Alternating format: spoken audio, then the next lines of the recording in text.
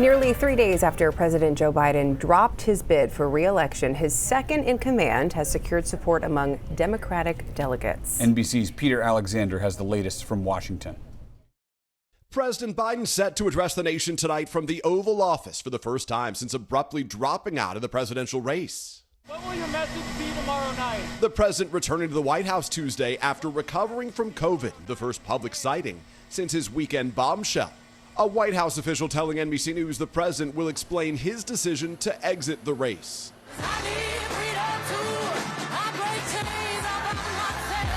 Marking her presidential campaign debut in Wisconsin, Vice President Kamala Harris walking out to Beyoncé's hit Freedom.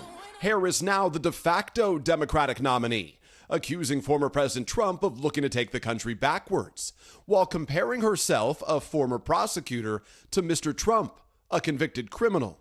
I took on perpetrators of all kinds. So hear me when I say, I know Donald Trump's type. The two top Democrats in Congress, Chuck Schumer and Hakeem Jeffries, the latest to endorse her candidacy. And overnight, Hillary Clinton, who lost to Mr. Trump in 2016, praising Harris in a New York Times op-ed, writing, "I know she can defeat Donald Trump," but warning Mrs. Harris's record and character will be distorted and disparaged by a flood of disinformation and the kind of ugly prejudice we're already hearing from MAGA mouthpieces.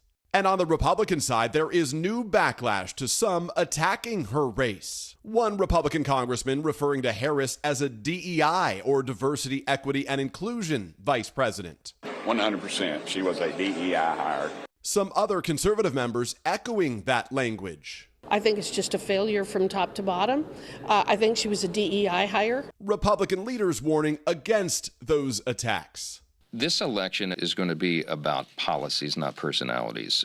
This is not personal with regard to Kamala Harris, and her ethnicity or her gender have nothing to do with this whatsoever. Meanwhile, old video of Mr. Trump's running mate, J.D. Vance, is resurfacing, referring to Harris and other prominent Democrats as, quote, the childless left. We're effectively run in this country via the Democrats, via our corporate oligarchs, by a bunch of childless cat ladies who are miserable at their own lives and the choices that they've made.